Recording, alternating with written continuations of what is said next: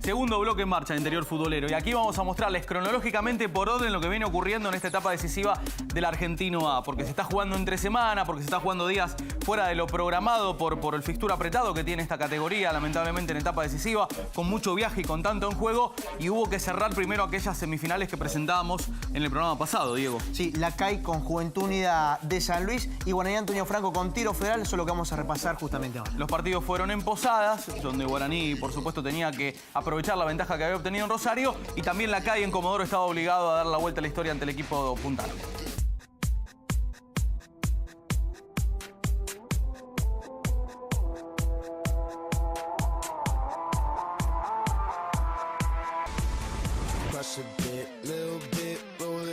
Take a hit, feeling lit, feeling right, 2 a.m. summer night, I don't care, hand on the wheel, driving drunk, I'm doing my thing, rolling the mid beside and now, living my life, getting our dreams, I'ma do just what I want, looking ahead, no turning back, people told me slow my roll, I'm screaming out, fuck that. Arrancamos la recorrida en la provincia de Misiones, donde Guaraní Antonio Franco logró pasar a la final del torneo Argentino A tras dejar en el camino a Tiro Federal de Rosario.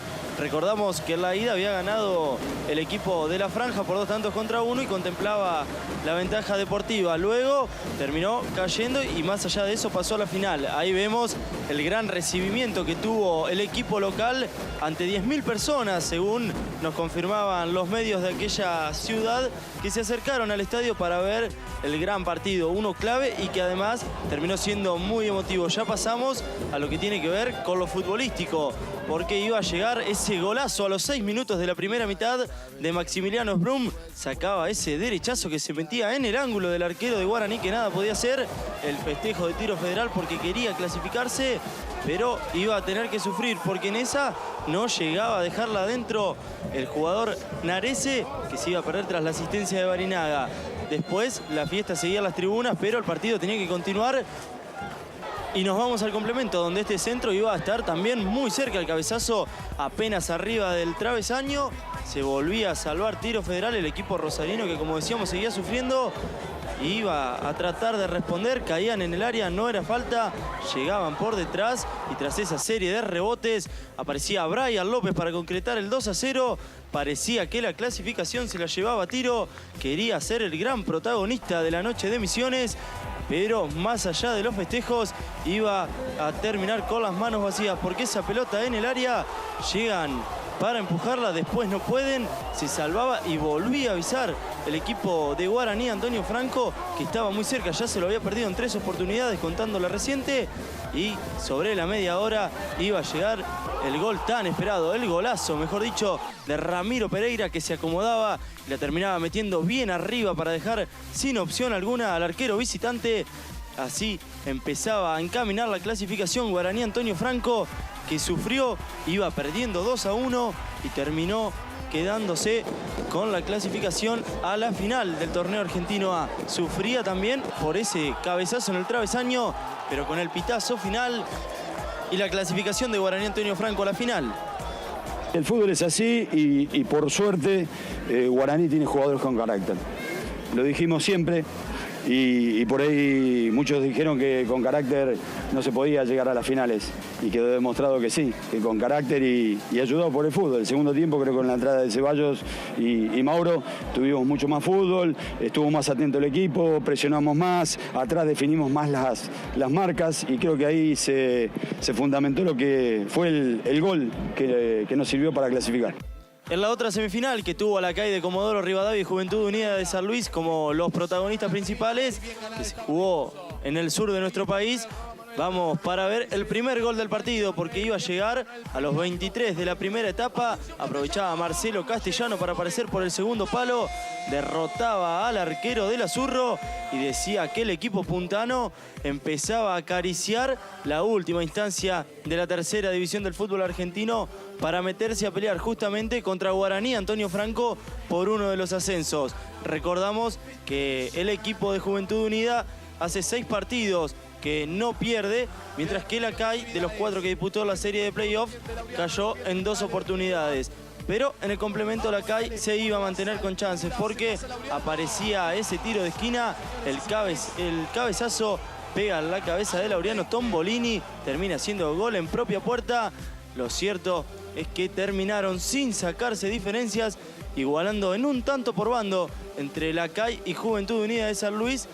Pasó el equipo puntano porque la ida había ganado por 2 tantos contra 1, más allá de que los sureños tenían la ventaja deportiva, no les alcanzó, les faltó un gol y se quedaron en la puerta. El que festejó fueron los de la punta, que ahora deberán jugar ante el equipo de Misiones para ver quién es el otro ascendido que junto a Santa Marina de Tandil pasará del torneo argentino A a la B Nacional. Jugará la final entre Guaraní y Antonio Franco de Misiones por el ascenso a la segunda categoría del fútbol argentino. No tenemos tantos goles, pero tenemos más jugadas. Y sí tenemos tiempo para informes especiales, porque claro, se achica la cantidad de partidos, son cada vez más importantes los que se disputan, y el origen de este programa fue en algún momento mostrar goles de hasta 40 partidos. Pero ahora nos paramos, reflexionamos un poco y mostramos este informe, que tiene que ver con la pregunta que nos hacemos todos permanentemente en el fútbol del interior, en los torneos argentino A y B. ¿Son localistas los árbitros? Hay que verlo, analizarlo, cuán importante es jugar con tu ciudad por detrás. Y en este informe hacemos la comparación del fútbol del interior con el fútbol metropolitano. Sí, yo creo que le va a interesar mucho este bloque y sobre todo usted que es árbitro y que dirigen estos torneos. Fíjese lo que dicen los números, preste atención. Cada vez que se da a conocer el fixture de un nuevo torneo, una de las primeras cosas en la que se fijan los jugadores, el cuerpo técnico e hinchas es si el debut es de local o de visitante. Jugar en casa siempre es bien recibido. El aliento de la propia hinchada es un valor agregado. Pero las estadísticas de localía en el fútbol del interior son llamativas si se las compara con el fútbol metropolitano. Los números demuestran que en el argentino A, los dueños de casa ganaron el 52% de los partidos sobre casi 300 disputados. En contraste con la primera B metropolitana, que este porcentaje alcanza solo el 38% en más de 400 cotejos. Si se realiza el mismo cálculo en las dos categorías inferiores, la efectividad en el argentino B es del 46%, mientras que en la primera C desciende al 38%. Si bien es cierto que los torneos del interior se deben recorrer distancias mucho más extensas y esto repercute en el rendimiento del visitante, existe una gran cantidad de árbitros con tendencias a favorecer a los locales. Bruno Boca y Diego Gallo dirigieron en el torneo argentino A 17 encuentros cada uno. En ellos, los visitantes consiguieron los 3 puntos solamente en 3 oportunidades. Pero no son los únicos. Carlos Boxler, Alejandro Arco y Sebastián Mastrangelo tienen una estadística parecida. Arbitraron 15 veces y las visitas ganaron solo 2 partidos. Los hombres de negro del argentino B también dan la nota. Por ejemplo, en los 12 partidos en los que impartió justicia Maximiliano Reynoso, los visitantes ganaron solo 2.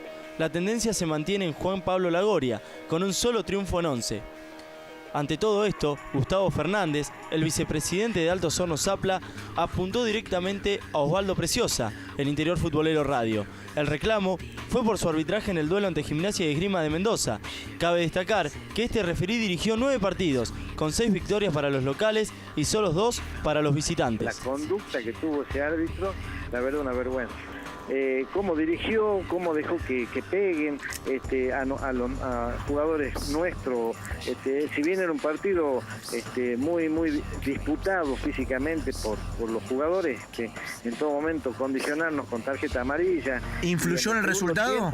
A los 44 minutos del segundo tiempo recién le sacó una tarjeta amarilla a un jugador de Gimnasia y Esgrima. Cobró 2 penales que no fueron. La verdad nos retrasó futbolísticamente el plantel. ¿Influyó en el resultado? Sí, por supuesto, una vergüenza. Otro de los que puso el grito en el cielo, en Interior Futbolero Radio, fue Sergio Busiglio, el director técnico de Boca de Río Gallegos, tras considerar que su equipo había sido perjudicado por el arbitraje ante Deportivo Madryn. Yo no voy a hablar de ningún árbitro, porque pasa en Primera, pasa en Nacional B, pero es muy particular y muy difícil ganar el Madryn. Nosotros el otro día 2-0 en el primer tiempo y te puedo asegurar que el equipo anduvo muy bien. En el segundo tiempo parece mentira, todo cambió, no nos cobraron una falta en ataque, nos metieron en un arco. No sé si vos viste eso, que para mí no fue penal, porque el jugador se cae, le pegan la mano, bueno, está bien, echalo, pero te dejan con uno menos, con un penal y te empiezan, es increíble cómo se inclina todo en 5, 10, 15 minutos. La lista podría extenderse y podríamos estar un buen rato enumerando más casos. Tal vez se deba a la falta de televisación o repercusión en los medios, pero la tendencia de árbitros localistas en el fútbol del interior está en pleno ascenso.